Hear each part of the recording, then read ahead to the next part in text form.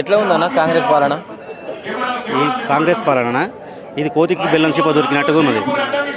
సీఎంకు ఆయన జెడ్పీటీసీ ఎక్కువ, సీఎం పదవి దొరికింది. ఆ కోతికి బెల్లం దొరికినట్టు ఆయన పరిస్థితి ఇప్పుడు మాకు. అంటే 6 గ్యారంటీలు అని ఇచ్చిండు, గద్దెనెక్కిండు. సీఎం అయిన తర్వాత ఇప్పుడు కొడంగల్ ప్రాంతానికన్నా ఏమన్నా చేసిండా డెవలప్మెంట్? అన్నీ చేసిండు. కొడంగల్ ఒకటేనా, తెలంగాణ మొత్తం డెవలప్మెంట్ మీదే ఉన్నది. మొత్తం డెవలప్మెంట్ చేసిండు. సంవత్సరంలో డెవలప్మెంట్ అయిపోయింది. ఆయన ఎక్కిన 2 నెలలకే డెవలప్మెంట్ అయిపోయింది. జనాల బ్రతుకులు అన్ని రోడ్ల మీద పడ్డాయి.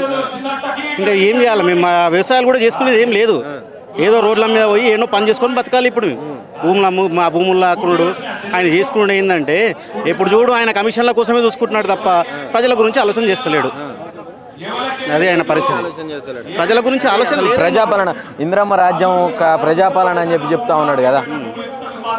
ఇందిరమ్మ పాలన అన్నారు కదన్న. ఇందిరమ్మ పాలన అంటే ఏంది? ఇందిరమ్మ అంటే కాంగ్రెస్ వాళ్ళు ప్రభుత్వం వాళ్ళకే చూసుకోవాలన్నా? మేము జనాల మనుషులం కామా? మాకు కూడా వేయాలి.